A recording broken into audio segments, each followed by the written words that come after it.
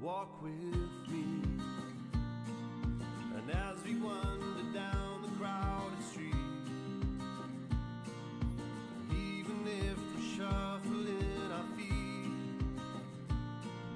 you make me never want to miss a beat.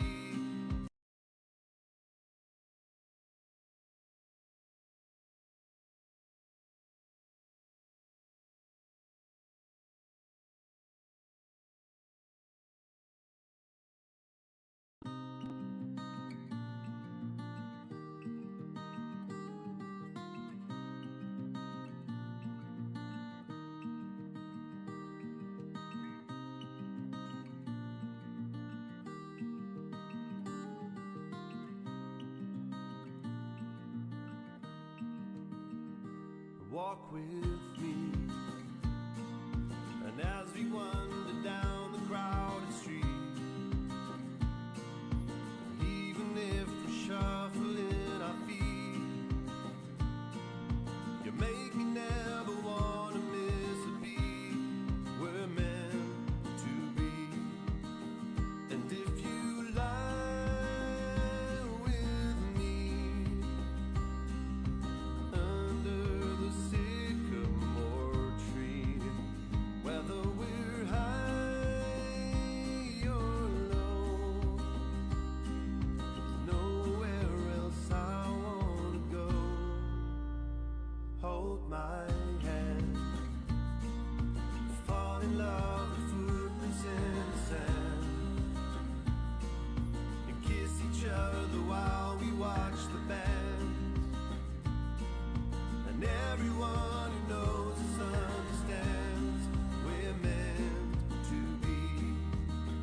And if you lie with me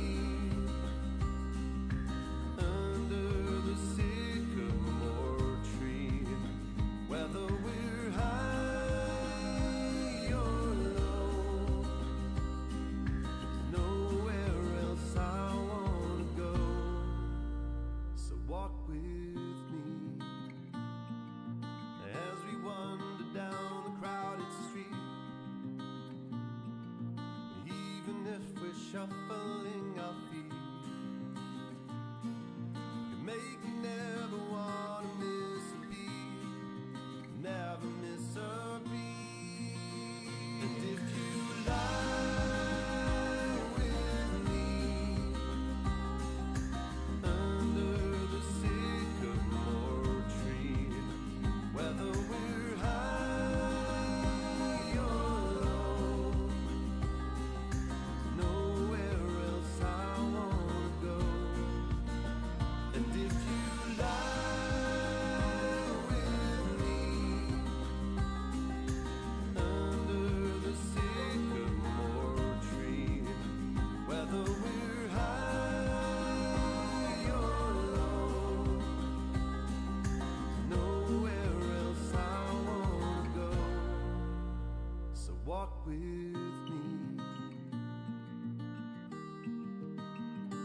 Walk with me.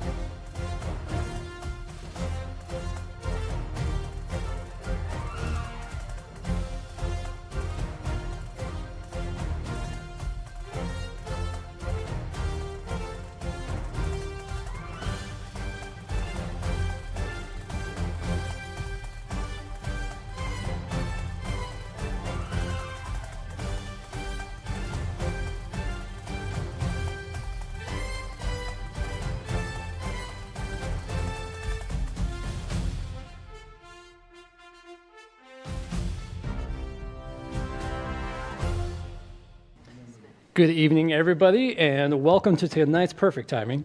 Welcome to tonight's Committee of the Whole meeting for the City of Cedar Falls for Monday, August 18th. I'll now call this meeting to order. Madam Clerk, roll call, please. Schultz? Here. Latta? Here. Cruz? Here. Hawbaker? Here. Anfield? Here. Crispin? Here. Dunn? Here. All members present, Mr. Mayor? Thank you, Madam Clerk. And that moves us to item number 1, Trailer Ordinance Amendment Presentation. For the presentation, we've got Jamie Castle. Thank you, Jamie. Quick background of this, we had a referral just about a year ago to look at the back and side yard parking restrictions, partly for some clarification of what the current requirements are, but then also looking at referral to review what it would look like to allow it. And then tonight we'll have some discussion kind of on what that looks like, what the recommendation from staff is, and then kind of direction from this group on where we want to go with it. Any questions before we jump in? Okay, thanks, Jamie. Thank you, Mayor and Council. I'm here to talk about the trailers and parking. And so this referral was from August 19th of 2024. It directed staff to revise city ordinance removing prohibitions on parking and storing recreational items such as boats and towable travel trailers in rear and side yards. Staff has put together a potential amendment. This amendment would be adding a new provision to section 26220, off-street parking spaces. It would read, parking of motorized vehicles is required to be on hard surface, meeting the requirements of chapter 26 of this code. Non-motorized vehicles may be parked in the side and rear yards. The area around and under the parked vehicle must be maintained in accordance with all applicable code requirements.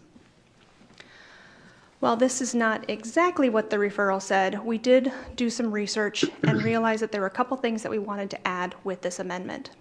The first is, if you look at the code, you will see that it takes about 6 sections to get to the part that it says you have to park on a paved surface. And so we'd like to add the first sentence as a clarifying for where you can park a motorized vehicle. The second portion we added, rather than saying the types of trailers, we use non-motorized vehicles to cover all potential trailers. And then we also added that the area needs to be maintained, and this was based on some comments that were made during the discussion for the referral, so we can make sure that weeds and grass are maintained. However, staff does have some concerns with this potential amendment. We receive complaints on a weekly, if not daily basis regarding parking. Some of those complaints are about where things are parked and how they shouldn't be on the grass, people complaining about other people's trailers, but we do also get complaints about why can't I park my trailer in my yard when we're enforcing the code.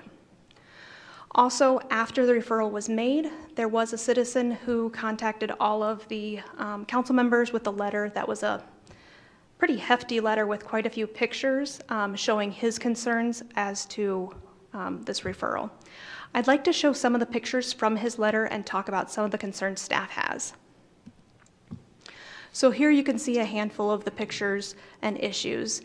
If you notice in the top left, one of the concerns is just the size that these travel trailers can be and the amount of yard that they would take up and the nuisance it would create for the neighbors.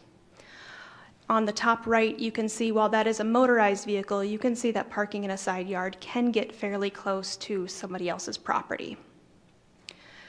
And other items, down on the bottom, it's again just showing these large trailers and how close they get to other people's properties and also just how large they are compared to other structures.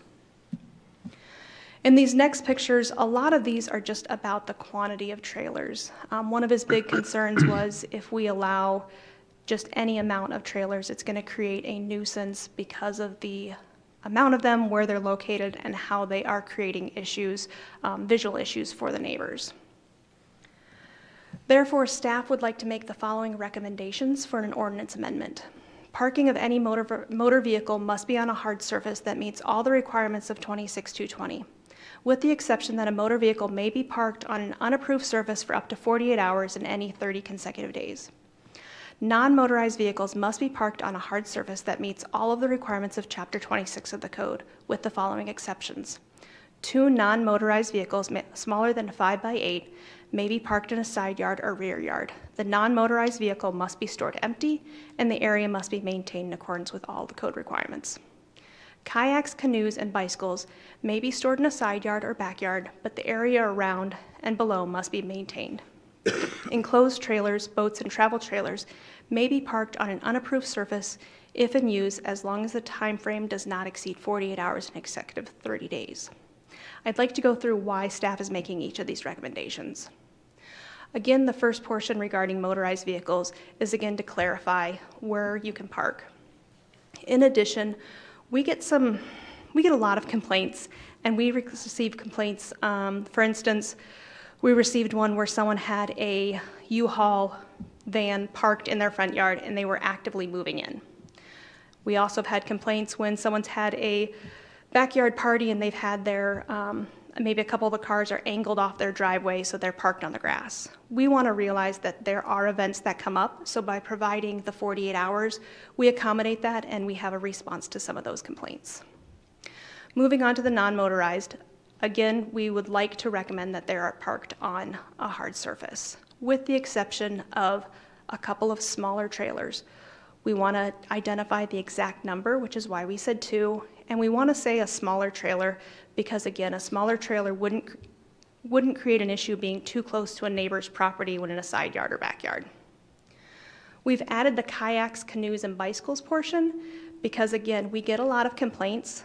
The ordinance does, if you go to the nuisance ordinance, it says that items that are used for the outdoors may be stored outdoors, but because of the quantity of complaints we receive for these types of items, we'd like to clarify in the code. And then finally, just like in the first section, we'd like to recommend an exception so that if you want to use your pop-up camper in the backyard for a weekend, or you are preparing your camper for a trip, you have the ability to do that without having to have any violations. So we would like to ask that council either makes a motion to continue with the original referral or to make a motion to revise the appropriate sections of the code following alternative proposals that clarify the requirements regarding private parking on both motorized and non-motorized vehicles. Thank you for your time, and I can answer any questions you have. And just one clarification quick I'll add to that too is if there's thoughts on, we'd like to maybe look at that original one but change things, give some different direction. The point of this is really just to give clear direction on what council would like to see kind of brought forward. And because I know like one of my thoughts early on when we were talking about this was with the side yard of, you know, if someone's going to park there, also do you require that they can't park within the required setbacks, things like that. So looking for that feedback from council on those two options, or is there other direction, additional direction we want to give? Well, Mr. Mayor, I certainly wouldn't want to circumnavigate discussion on all of these. This is what this meeting was for us to be able to talk about what do we want as a council so that we can give direction. I would like to see us continue with the original referral because the intent there was to clarify what's allowed in the rear yard. The initial slide showed that the initial referral was to ask to legalize all parking in the side and rear yard. That's not what it was. The original was to say, clarify what's allowed in the rear yard, and if it's not accommodated there, then we need to adjust the preclusion against more than one in the side yard. Since we have found that you can allow parking in the rear yard, we don't have to even touch on the side yard. The original referral could still be met with further dialogue. I'm just really resistant. I mean, even in all these photos we say, this is encroaching upon the neighboring property. What's the neighbor's property? They don't have jurisdiction over your property. You can park what you want on your property. That's kind of the problem I have with this is we want people to be able to use their property.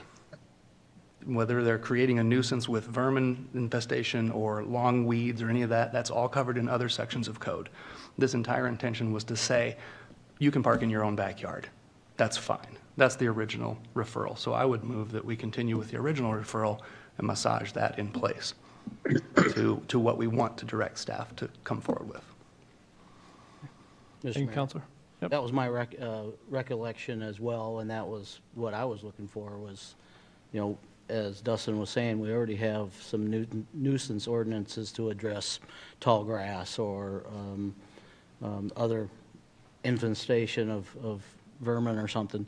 So I'd like to move forward with the original referral. Well, again, what I'll clarify is right now that's up there. It's those two paragraphs that allow parking in the side and rear yard, because that does clarify that we're allowing it. Now, the question is that allows everything, unlimited number. You can have 5 RVs in your backyard if you want. It provides no restrictions and genuinely allows people to use their property openly with no restrictions on what's parked, any non-motorized vehicles, to any extent, any number. So I would say I would hesitate personally on that, because I think you're going to get people complaining regularly about 17, I'm being a little verbose here, but 17 trailers parked in the yard. So I think that's the direction those staff's looking for. Is that was kind of the referral, was just allow it. But I also think that broad of a referral of allowance is probably not exactly what we're looking for. So if we're going to go that route, looking for more direction on, do we want restrictions on the numbers, on required side yard setback restrictions so that you're not abutting to a property line, things like that. Mr. Mayor, Yep.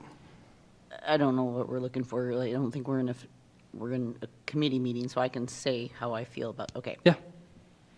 You know, I understand the want for freedom for people to be able to utilize their property, you know, it's their property. But at the same time, we are living in a town. You're not living out in the country on an acreage or on a farm. We have a little bit more leniency. You're living in town amongst, 40,000 people. So I want to, let's think about that and about, the concerns that people bring to staff, not only to staff, to us. I mean, we often get concerns about what's going on people's properties. I appreciate the work and the clarification, and I also, appreciate recognizing that there are times when things are going on, somebody's actively moving, someone's having a party, and so we have those exceptions. I think that what staff has brought forward is, to me, it's exactly, it's a good clarification. It makes things clear. It gives some leniency where there's times for leniency. So I'm supportive of the staff proposal. Thank you, Counselor. Additional thoughts, conversation from council? Mr. Mayor, Yep. Go ahead, Counselor. thank you. I guess I look at this, and I think in the last 8 years I've been in council, I've not really received any complaints in my part of town as far as off-street parking. I've had a couple concerns with on-street parking and that sort of thing, but I'd like to stick to the original proposal. Maybe a little bit of tweak here for motorized vehicles. There could be some clarity there because of the size and that sort of thing. I think the time of 48 hours is too short. It should be longer, possibly up to 96 hours to give it a little more freedom. And a couple other components that I really disagree with, to say that a non-motorized vehicle has to be at 5 foot by 8 foot. That's not sufficient to cover many of the utility trailers people have and use sometimes daily. Having it stored empty, I don't agree with that. I know of people I see that will have a trailer sitting there, and as the weeks go by, they put in leaves and sticks and twigs and whatnot in that trailer and accumulate the compost material that they take to the compost site once a month or whatever they feel they need to. So I don't see any reason it needs to be stored empty. That just restricts freedom of use of our items. Those are just some of the things I see. But to me, the bottom line is, if a neighborhood has a concern to a point, they can have their neighborhood vote for themselves in their part of town to set up their own restrictions.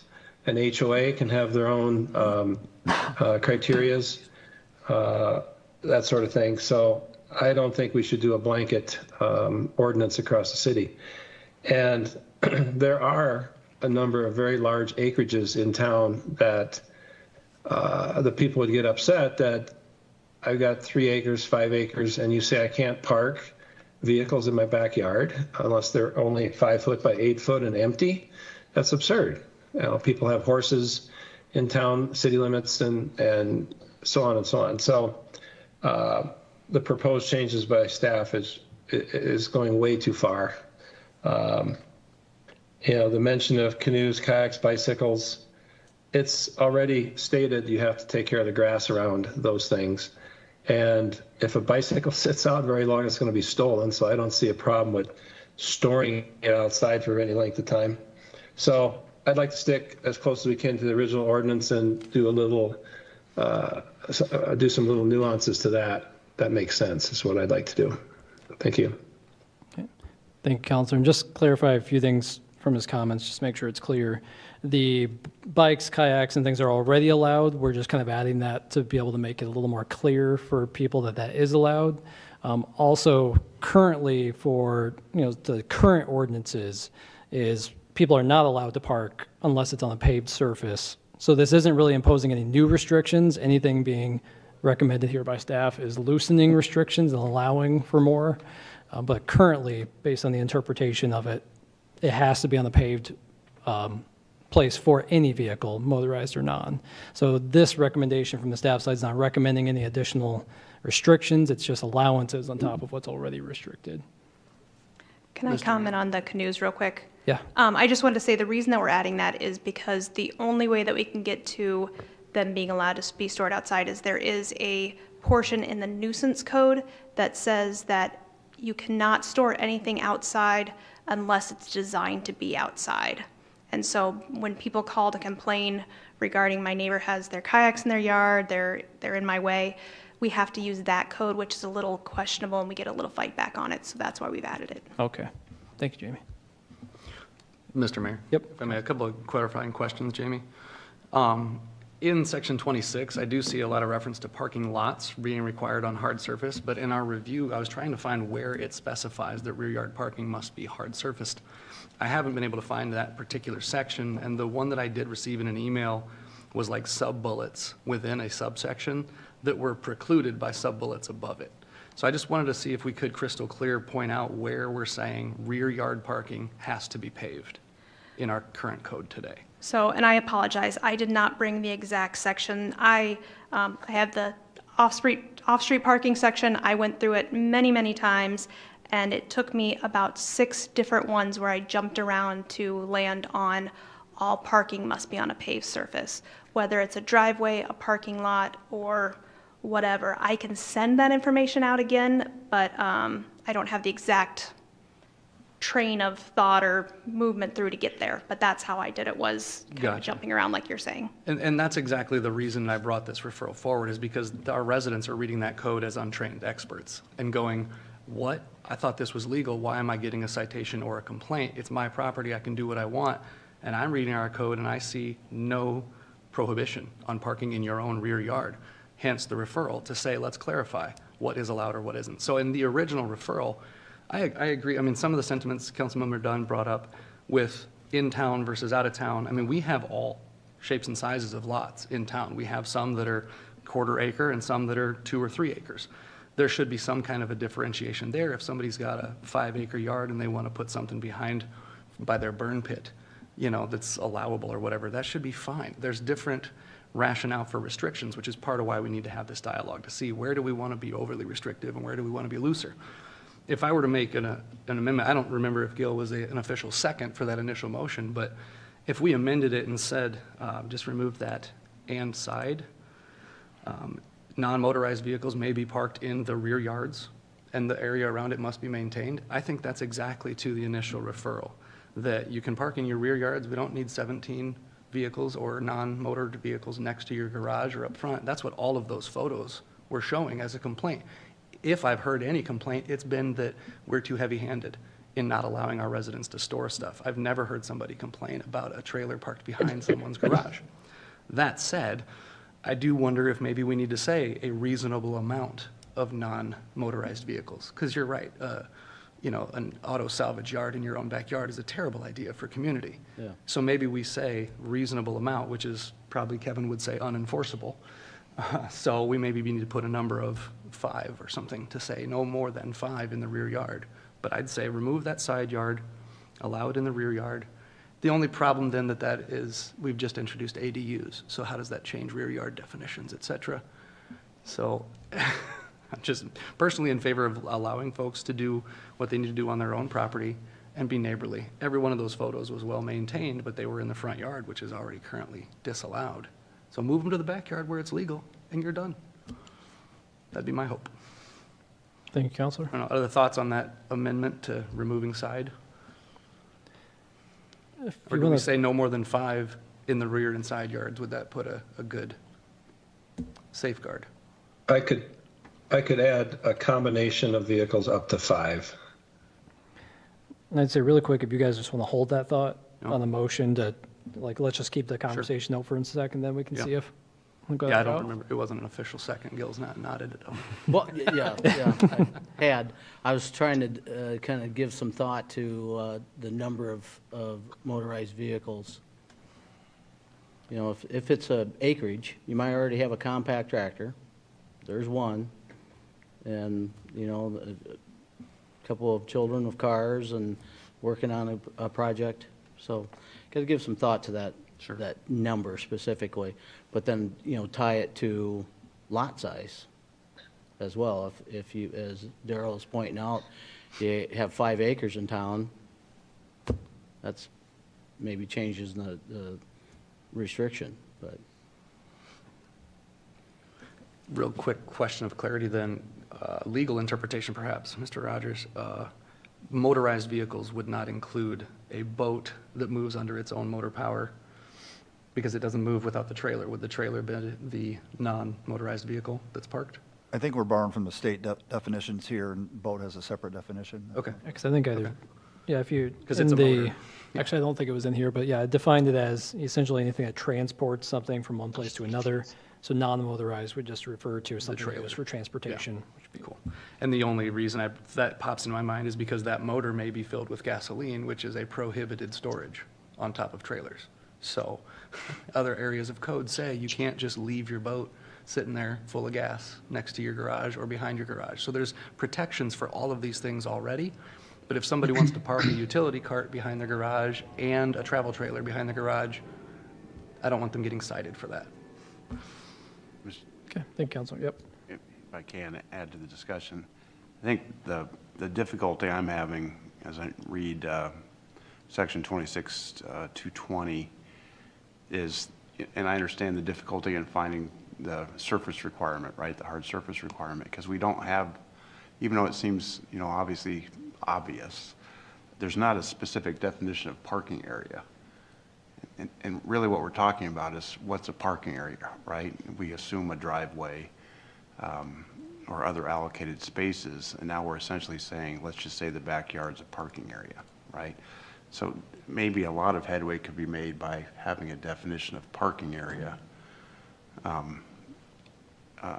that further defines the intention of that. It could be expanded, that would include a backyard under certain conditions, but that's the ambiguity I see, especially as it relates to the requirement for surfacing. Okay. And I can speak quick to the section. It's in section 26-220, E4, and it reads, any portion of property that is graded or improved in any fashion to accommodate vehicular parking or is intended or commonly used for vehicular parking shall meet parking lot design standards as specified herein.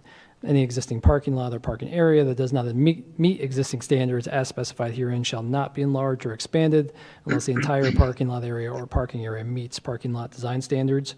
So as I got the run through with staff, it's really that area that's essentially saying if an area is commonly used for vehicular parking, it's considered a parking lot by definition, and the parking lot design standards do stipulate must be concrete. But that's part of the issue I have is that we somewhat are using parking lot and Yeah. parking area interchangeably. So, you know, even though I can understand contextually why they might be different, you think of a parking lot being associated with a commercial or civic activity or a city activity, in contrast to parking area would be more of a private place, your driveway or a parking pad next to it. And so it's just, it's not carved out that way. And then when Yep. you read the code, we talk about public or private parking area. So that means evidently a parking lot is not a public, you see what I mean? And so Yep. that's the difficulty I'm having with it. And I don't know if that's a solution to the problem or if it adds more muck to it, but That's the struggle I'm having with the proposed changes and what other council members are suggesting we do. I do think there should be some regulation. It's how to carve that out. Mr. Mayor, Yep. I think my struggle, in hearing what Ms. Castle said and how frequently maybe we're getting concerns or complaints related to things in the yard as it sits now, my concern would be that I think it's going to add further confusion to the citizens and maybe even to staff if we say, well, if your yard or your lot is this size X, if it's this size Y, I think that gets too loose. I understand the sentiment that it would be great if you are on an acreage here in town that you would have theoretically more space to store vehicles or maybe more of a reason to store more vehicles. I get what you're saying, Gil. I kind of go back to what Councilmember Dunn said, and it's just, unfortunately, when you're living in a town of 40,000 people, you don't have some of the same flexibility with space as you might have in those rural areas. And the point from Councilmember Hawbaker on defining what we're calling a parking area versus a parking lot is really well taken, because I think you're right, Aaron. I think it is being used interchangeably. So maybe some of that being cleared up does kind of guide what we believe is appropriate for how much and where and when for parking. But I do appreciate that staff did have the foresight to put the 48 hours in there, thinking about those scenarios where if you do have a social gathering, you have a lot of people in your property. You see that on a near weekly or every weekend basis, no matter what neighborhood you're in town. So I think it is smart to have that piece in there, so I don't think it comes off perhaps as heavy-handed as maybe it was been described. So just my 2 cents. Thank Thanks. you, Counselor. Any other general thoughts at this point? Mr. Mayor, Yep. I'd like to circle back. We talked about the gas storage. If you have an approved motorized vehicle, meaning on a slab, then its gas tank is gas storage.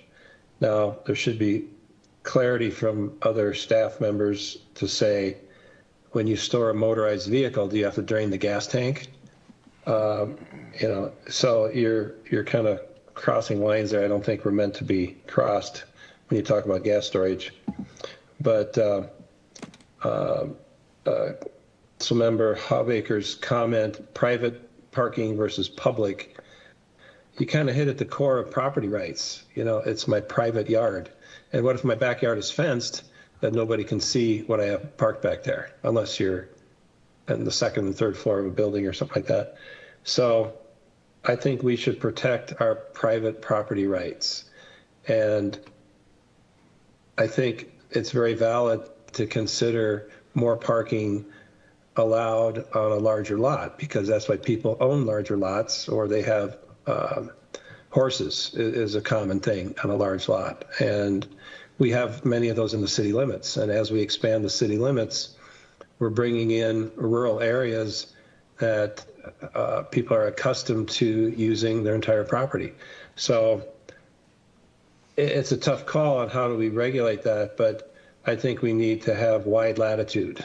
That's very important in my mind, to give wide latitude on how we go forward with this. But, if there's no clear-cut, hard surface definition, Mr.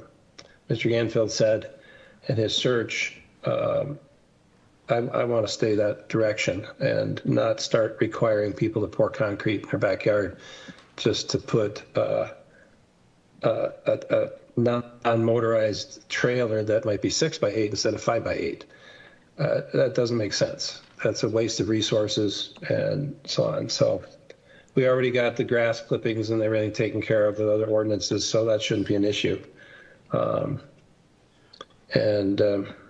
Well, as I said earlier about using the trailer, I don't see any reason why anything has to be empty.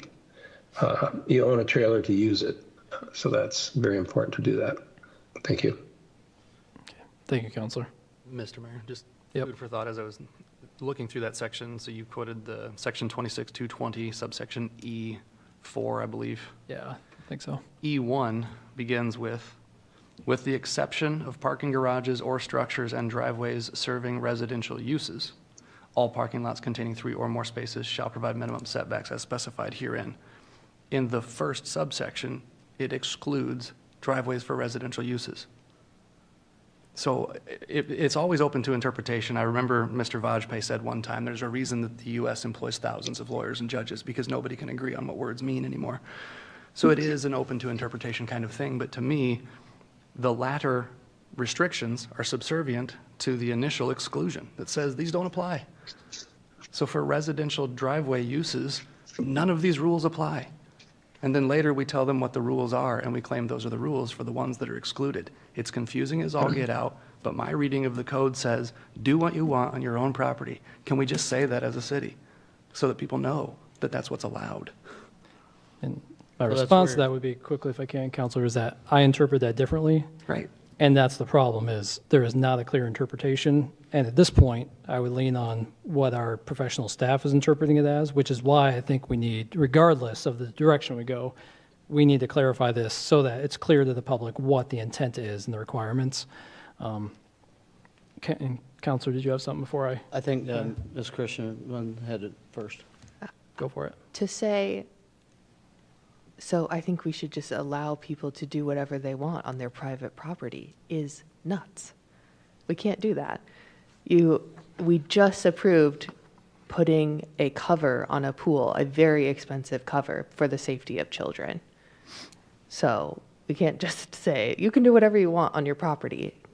No, we have the safety of citizens, and we need to ensure that our neighborhoods, are serving the whole community. I understand the concept of having some leniency to allow people to use a space in a way that's more flexible. Storing a trailer is expensive. And, we have a trailer in our garage. We have a 3-stall garage, so that works for us. We don't park our cars in it, just so we're clear. It's just full of stuff. But, it's expensive. So I do think there is a good conversation to be had here, but I also think we have to understand, okay, we're saying you can store it in the grass, but you have to cut the grass. So now are we going to have people, calling and saying, hey, my neighbor didn't mow under their trailer? It's like, okay, and then if you can store your trailer in your rear yard and you happen to live on a corner, now everyone can see your trailer. And, are there any concerns regarding, pedestrian right-of-ways? What if you live on an alley? Are you blocking the visual, whatever, field? I think there is a deeper understanding here that as people who are not enforcing the code, we need to understand that our experience is going to be different than those that are enforcing the code. So I'm open to expanding perhaps on these rules a bit, but I would prefer to go with staff's recommendation. Thank you, Counselor. Mr. Mayor, if I may, another clarifying question, Ms. Castle. Of those pictures that were sent over to us, how many of those did we issue citations for?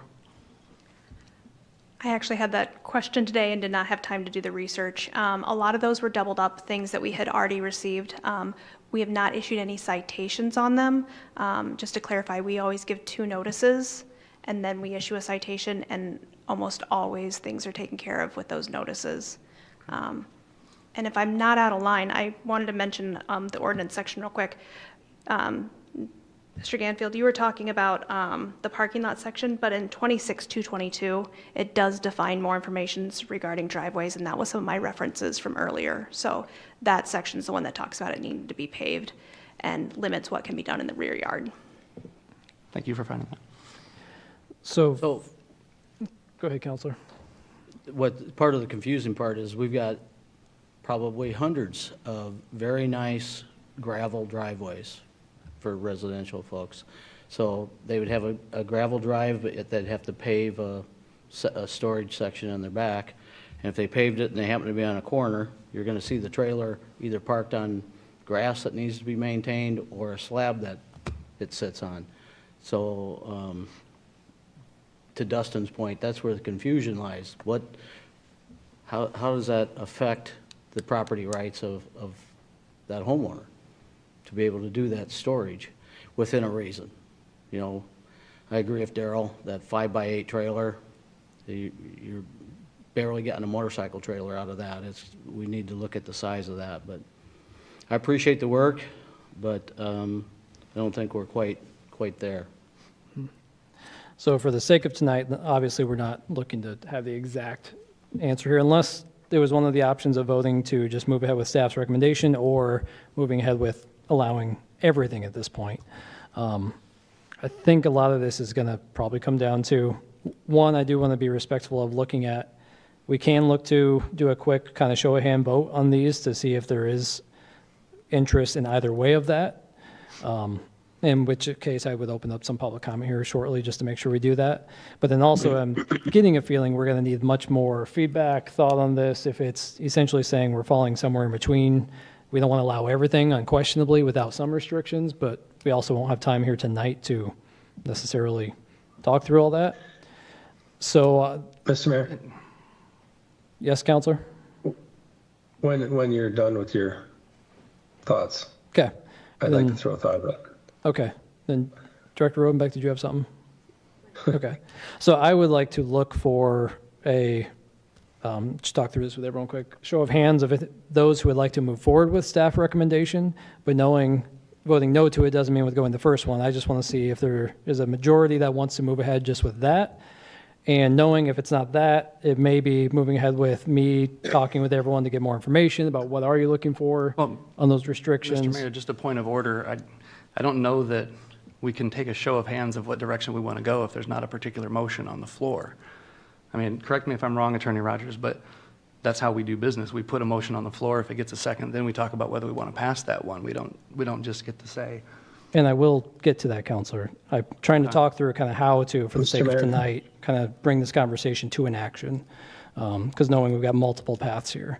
So we'd look at if somebody. Yep, go ahead, Counselor. Something that just kind of popped in my mind as I'm listening here, we talk about safety of a vehicle, and by the proposed ordinances of staff, it becomes safe because we put it on a hard surface. Well, I don't think that really does anything other than doesn't let grass grow. So if we follow through with what's proposed by staff, our non-motorized vehicles can be on a slab in the backyard. It could be 3 slabs, 4 spots. And to Gil's point, you have a gravel driveway going back there. So you're splitting hairs. I don't know how I even describe it, but it's not any safer on concrete. So that's not a consideration. Now, fencing and screening can be a consideration that nobody seems to pick up on, but I think of that when you have screening required on parking lots. For new and improved parking lots in town, they require screening or something to block the headlights. So that's a consideration. I think we're missing that point right now. But those are things I wanted to say here that, the direction that staff wants to go is requiring a hard surface, and then you're legal. And then it doesn't matter what size it is, it doesn't matter if it's got material in it, because the exceptions are what are listed here, that it's got to be empty, it's got to be 5x8, and so on. So you got to look at the big picture here. What if we go with what staff says, okay, people are going to throw down concrete in their backyard and park their trailer full of whatever. So anyway, just an observation. I mean, to that point, if I may.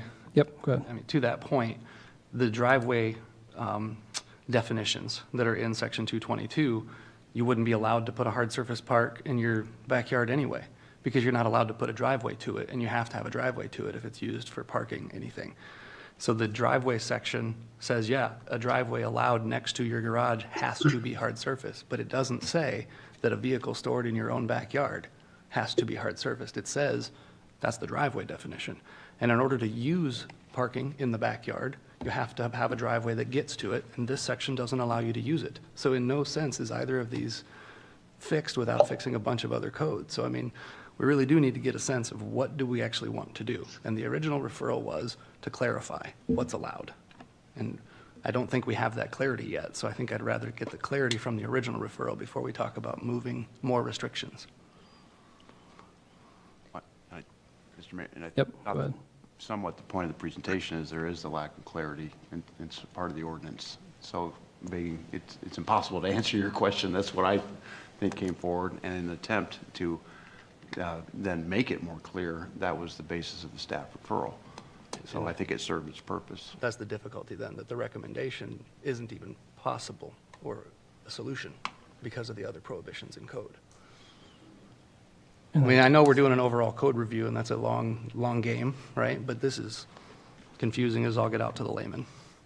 And I just want to clarify for the residential users what they can do with their own property. So And again, I'm not in favor of doing anything you want on your own property, but in this particular instance, can you park in your own backyard? Yes or no? Yes, you can. well, and Counselor, if I can, that's not true.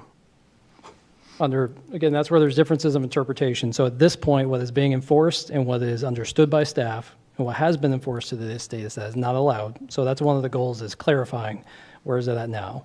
But again, what's enforced is that it is not allowed. And that's how it's going to continue to go on from this point until there's any changes to that clarification.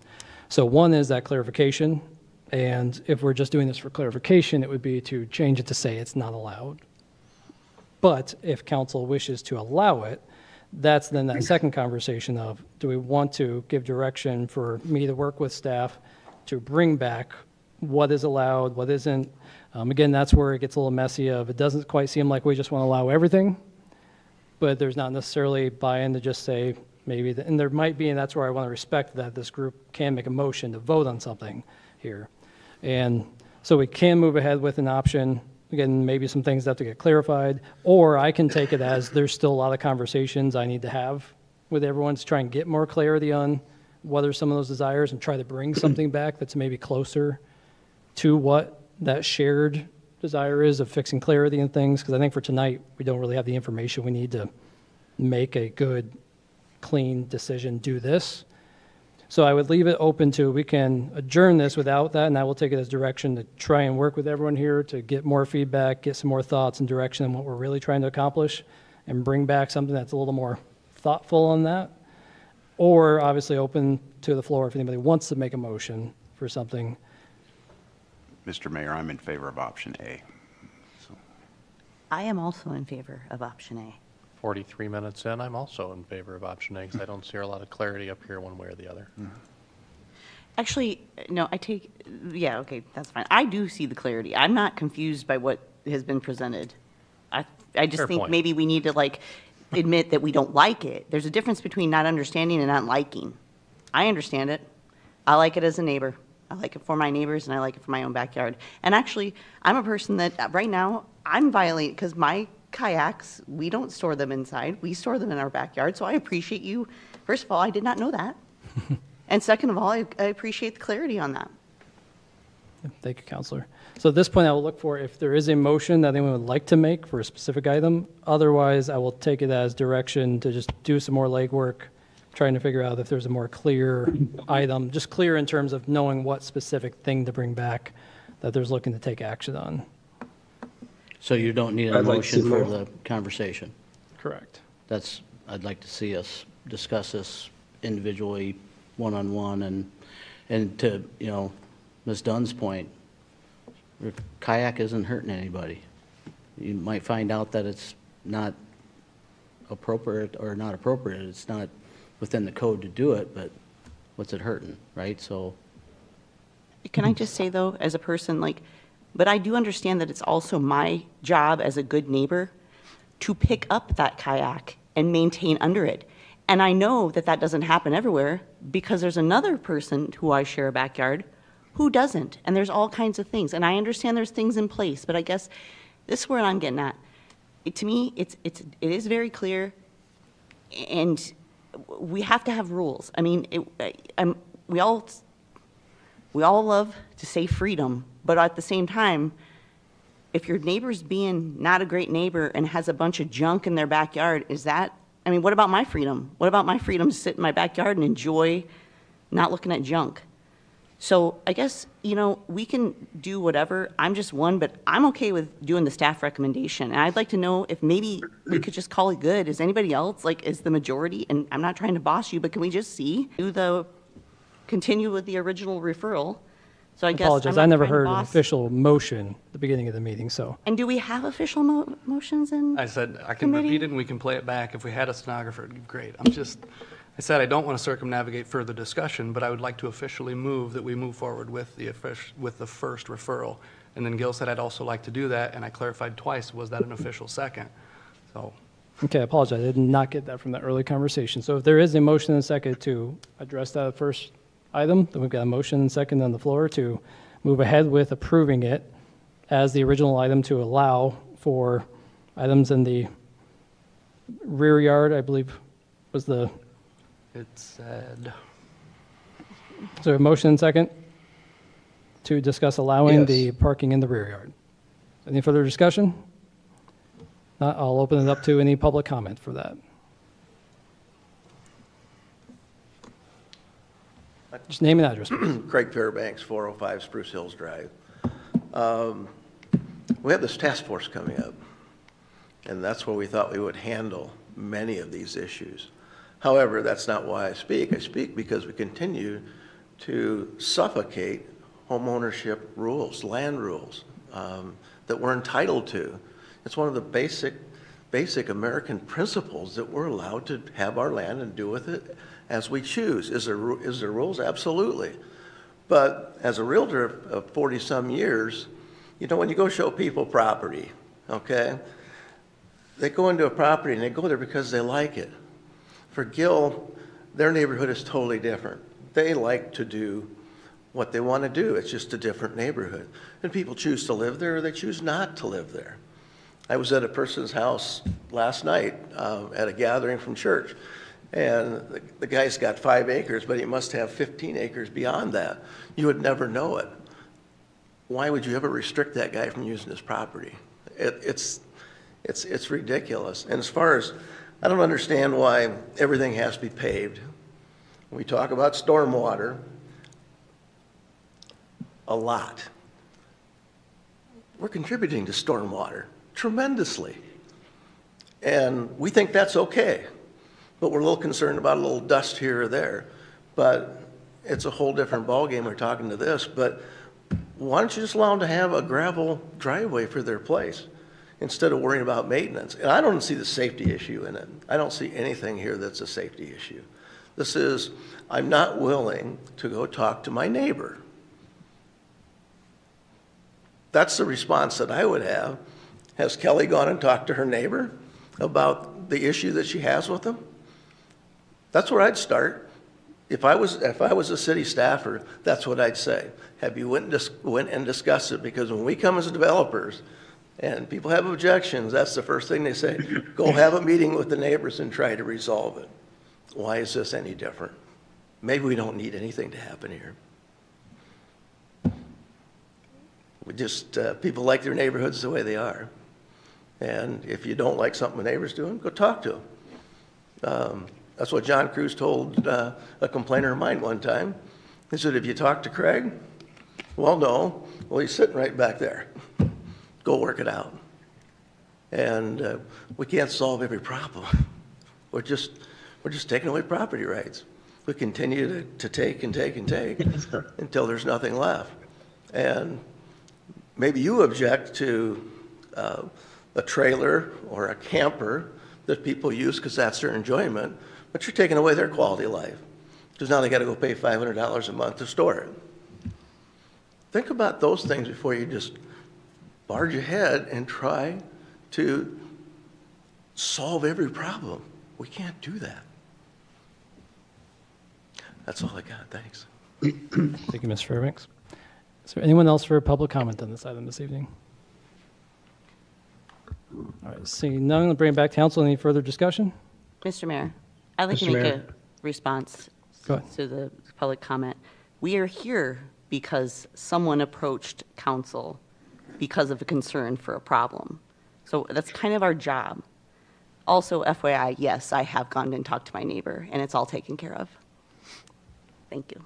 Thank you, Counselor. Just for, Mr. Mayor, just for clarity on that, we are here discussing this topic because of a citizen request that they had talked with their neighbor, but they couldn't find out who was complaining about their interpretation that it was allowed storage. But we're here discussing this because someone, a citizen who we work for, asked for less restrictions.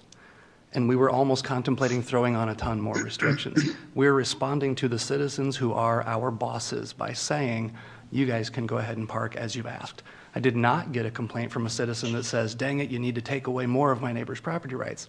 I got a complaint from a citizen that said we're being too heavy-handed and restrictive. Let's respond to our bosses in the appropriate way by saying this is allowed. Every other code section that protects that property and safety and neighborliness is remaining in place. This simply responds to what the citizens wanted. That's who we work for. We work for the citizens, not for staff. So if the citizens made a recommendation, I mean, we have this meeting tonight. I get that it's a public meeting and everything, but this was a request a year ago. If we even tabled this and said, hey, let me take 2 weeks and go talk to the neighbors and find out what they want, I guarantee you'd have more than one public comment that comes in and says, hey, give us our property rights. So let's respond in the right way to the citizen request. Clarify it as per the original motion, as the motion is on the floor. Mr. Mayor, Yep, go ahead, Counselor.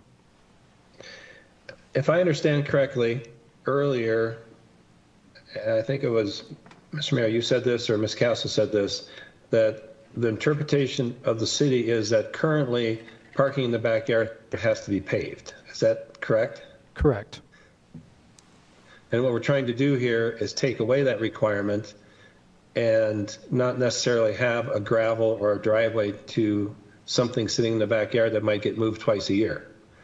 And the driveway component is the amount of passage, and that's, a side thing. But again, nobody talks about screening or fencing or having an HOA have their own way in their part of town if there's really concern by certain individuals. But I want to go towards the least restrictive original motion here with some tweaks. I said earlier the 48 hours isn't really long enough. It should be at least 72 hours to cover a full weekend and so on. But there's things we can do down the road. Thank you. Yep. And to clarify, the motion is just to allow parking in the rear yard currently with no, as is, in the grass, wherever. It does not address any of the temporary parking. That would all need to be done as a separate item. That's not in this motion. So at this point, we are just voting to clarify to allow non-vehicle or non-motorized vehicles to park in the rear yard and clarify that, and requiring motorized vehicles to still maintain the paid parking requirements. We're voting on an additional referral to be brought back for official council Yes, action. it will come back, yep, So to the, nothing's getting decided tonight. correct. It's voting to direct staff to bring back that specific change in the ordinance. Any further discussion? So basically to remove the concrete requirement from the backyard Correct. To clarify, for non-motorized yes. vehicles. Yep. Okay, I'm good with that. Any further discussion from council? All right, seeing none, all those in favor? Aye. Aye. All opposed? Nay. Okay, that motion, did I hear? Do we need a show of hands? Quick show of hands, all those in favor? Aye. And obviously Daryl online. And then all those opposed? So that motion does not carry 4-3. So then we're kind of back to the original discussion of, again, look to any motion. At this point, for any direction, there's the other motion there to go ahead with staff's recommendation, or I'll take it as I need to do some more work to get some feedback from everybody on. I'll make a motion to do some more work for more feedback. Second. For discussion? Seeing I none. agree. Any discussion from the public? Seeing none, all those in favor? Aye. Aye. All opposed? All right, that motion carries. All right, thank you, everyone. So we will take a 5-minute break here. We will be back here at 7:15 to begin the regularly scheduled city council meeting. So thank you, everyone.